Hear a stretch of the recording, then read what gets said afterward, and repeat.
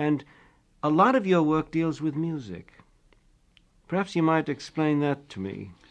Yes. Whether I deal with music or with angels, who really populate many of my pictures and my sculptural groups, I am very much interested and very anxious that we are allowed to enter a world we would not otherwise experience. And these entities, the angels and the music, make us believe things we would not otherwise have believed. As for the angels, they are not bound by the laws that we are bound. You can begin with that of what have you. They are able to rise Transcend, and levitate. Yes. And this, to me, is one way of pulling man away from the literal and rational and everyday world, a world in which he somehow feels perhaps too deeply his fears and his cares and his concerns, and he is allowed to come into one where these no longer exist. It is a spiritual world where he can face himself and what he means without the trammels of sensuous materials. The First Amendment, among other things, says that Congress shall make no law interfering with freedom of religion, freedom of speech, freedom of the press. It doesn't say that Congress shall do anything to encourage the expression of these freedoms. All it does is put it in the negative.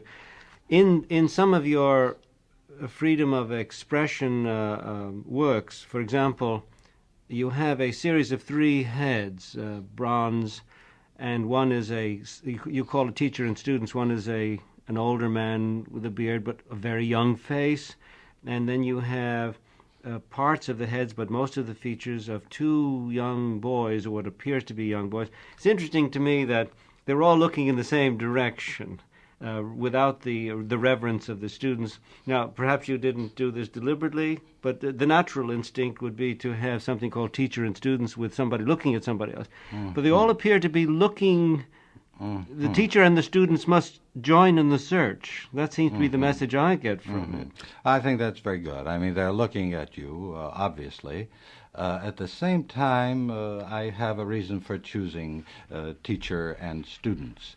The teacher is the one who has found a secret through mystical means or whatever means of why we are here and how we should behave when we are here.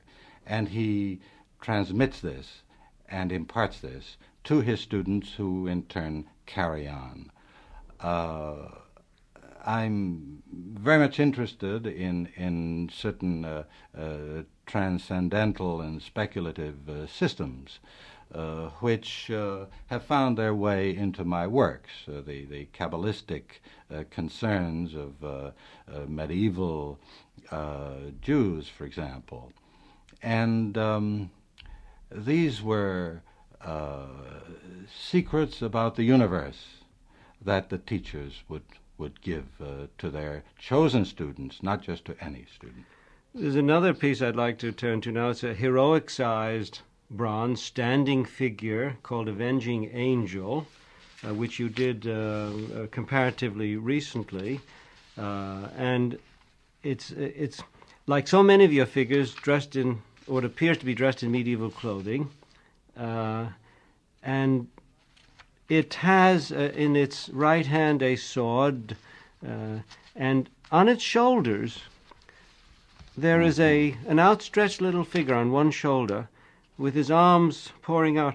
It is the most unavenging, avenging angel, the most kindly avenging angel I've ever seen. It seems to me that the little figure on the shoulder of this very tall figure, the tiny little man or person on the shoulder is perhaps 1/50th the height of the total figure, and his arms are outstretched and his head is back. He seems to be imploring the avenging angel to get to work. the avenging angel seems to be, as I see it, Reluctant. to be reluctant. Yeah. Is that any kind of an interpretation based upon your own senses of this figure? Well, no. But you see how different the interpretations are. But I think it's fine that you find. What's your interpretation as you look at your own work? Well, the way I see it is that man is beset by the choices he has to make between good and evil at all times, and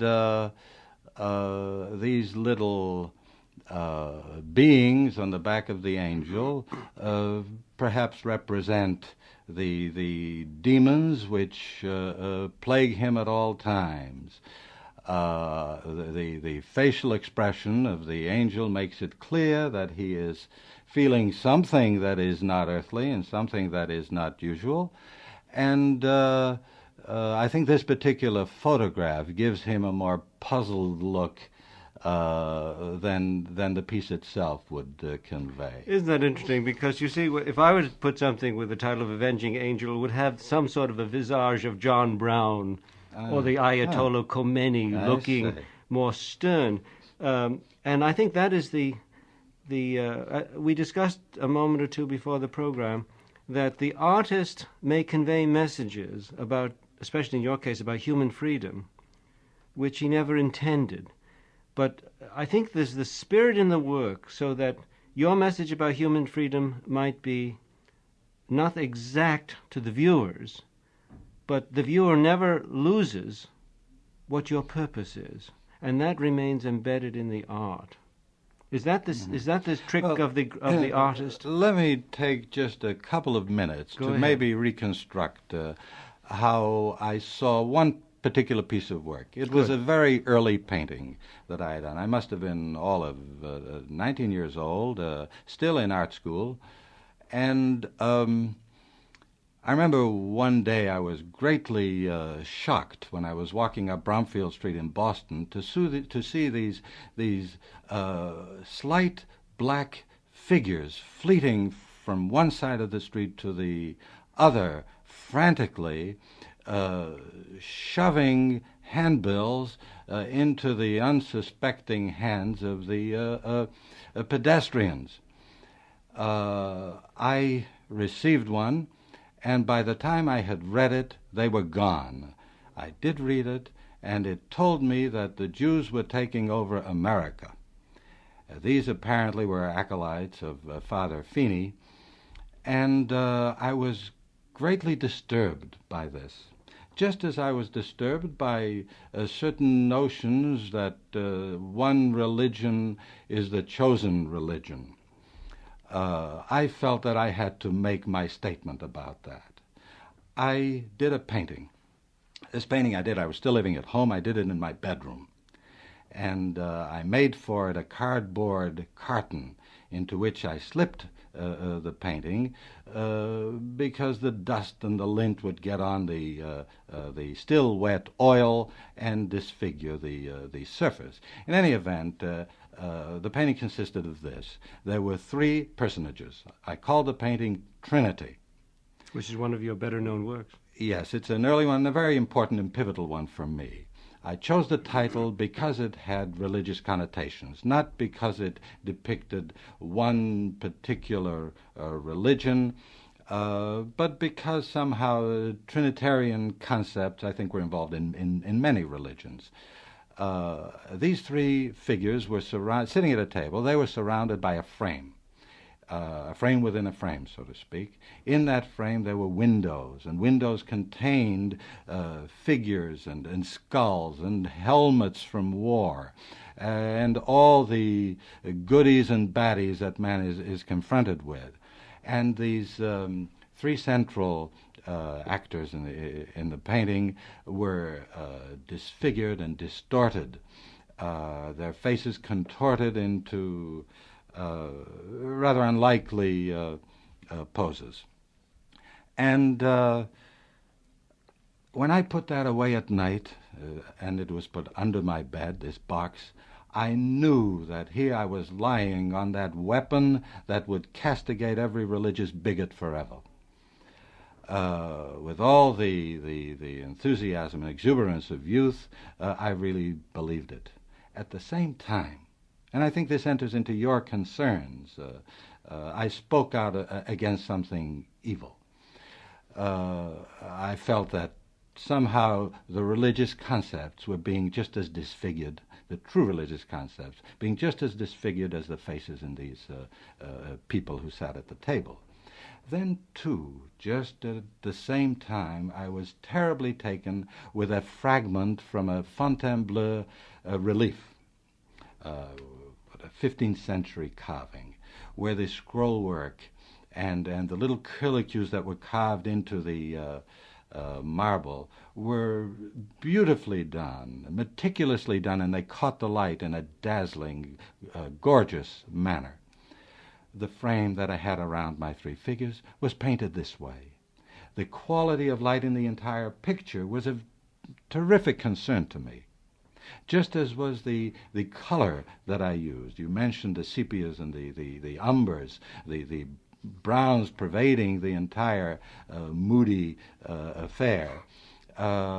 This was important to me at the time. And in the center, the cloak of each of the figures had a brilliant, almost primary color against this rather neutral, almost lugubrious background.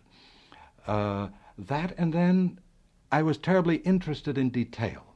I would work with a two-haired brush to bring in a degree of focus which would stop you short, in the belief that a very high and almost unreal focus and realism would make more believable the rather vague theme that I was dealing with. So that all these things came together to, for me, create a painting that meant something. And one of the aspects was my concern with man's freedom. Well, in your work, it's unusual for well, perhaps not unusual. I don't know that much about art, but at least it was striking to me that you turned to sculpture at a certain phase of your life. You're doing it all of your life, I'm sure, but turned to sculpture at a certain phase of your life and then produced this enormous volume of work. Great heads like your head of Spinoza, not just a head, but one that you get transfixed by as you pass. You must stop. And these beckoning musicians and beckoning angels and standing figures and reliefs and violinists and trumpeters, and also these tremendous pieces like your piece The Door, which you did in the late 1960s, which one of those things that seems a mural without end. In your sculpture, you seem to be much more, I don't even want to say this because you're going to say that's not how I feel, but more optimistic. You have a more optimistic. Is it maturity that I see in these sculptures? Well, I think you're right. I'm going to say that I don't think this is quite the way I see it. In the first place, you mentioned my moving into sculpture at a particular stage in my career as an artist. I did this for a variety of reasons, but the main one was that the sculpture dealt with an actual presence while painting dealt with illusion. This was a fact that was very well known by Maimonides back in the 12th century, when he approved of the utilization of paintings in the temple. And say, this business of the graven image, a figuration, which was quite a shocking concept in his day. Yes. This was a biblical prescription, which still has the Muslim world is still forbidden exactly. to Orthodox people the use of the statue. Exactly, but he made it clear that the three-dimensional image was to be kept out of the temple because of his deference to the power of the effigy, to the power of the fetish, to the power of the idol, which threatened his concept of one God. Mm-hmm. You see. My wife has a wonderful way of talking about painting versus sculpture. She says that when you put the light out, the painting is gone, but when it's out, that sculpture is still there. Mm-hmm. So you don't agree with me when I see you as a Jefferson with a hammer and a chisel. Well, let me say this, that I do perhaps express more hope in my later works for two reasons. Perhaps the need to rebel is no longer there, and I'm getting older, and I have to hope more.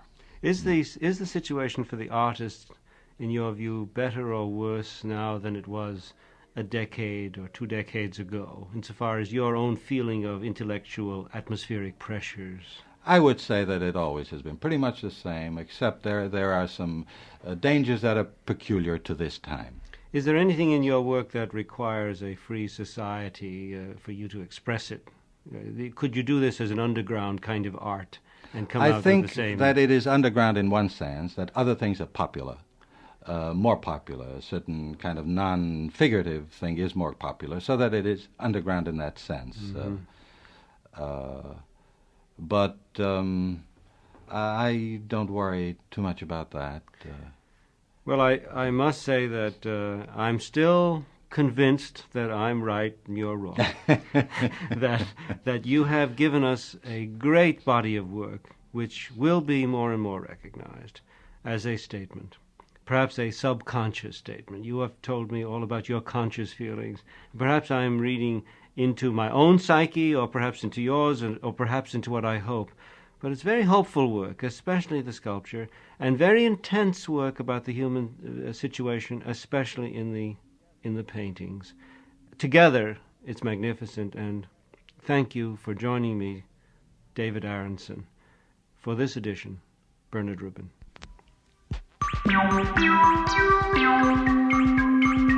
The First Amendment and a Free People, a weekly examination of civil liberties in the media in the 1970s.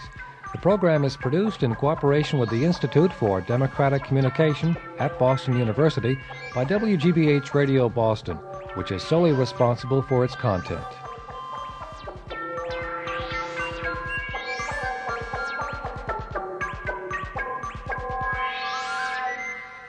This is the station Program Exchange.